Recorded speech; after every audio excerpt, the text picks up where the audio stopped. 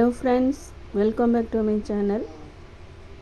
மோர் குழம்பு விட சூப்பர் சுவையான பூண்டு தயிர் குழம்பு எப்படி செய்யலான்னு பார்க்கலாம்.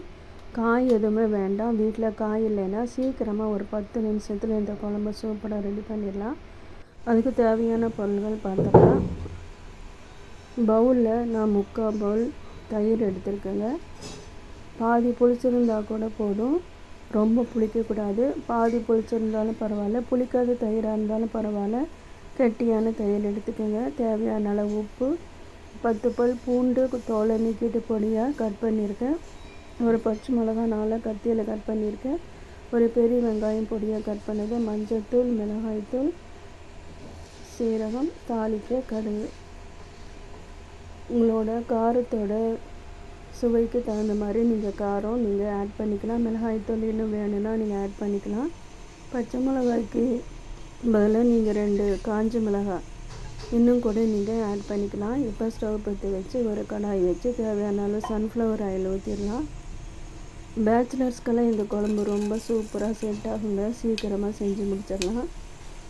இப்போ எண்ணெய் காஞ்சதும் கடுகு போட்டாச்சு. கடுகு நல்லா பொரிஞ்சதுக்கப்புறமா சீரகம் போட்டுக்கலாம். சீரகம் நல்லா பொரியட்டும்.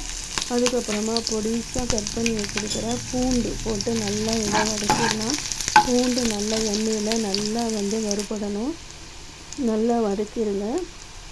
பூண்டு போட்டால் தான் சுவையும் டேஸ்ட்டும் அவ்வளோ சூப்பராக இருக்கும்.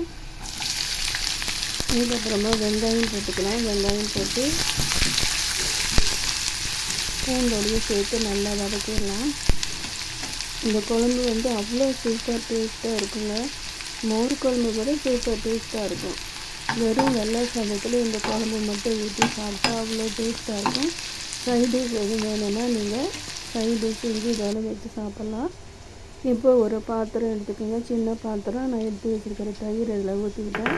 உங்களுக்கு எவ்வளோ தயிர் வேணுமோ அந்த தயிருக்கு அளவாக நீங்கள் காரம் உப்பு நீங்கள் பார்த்து போட்டுக்கணும்.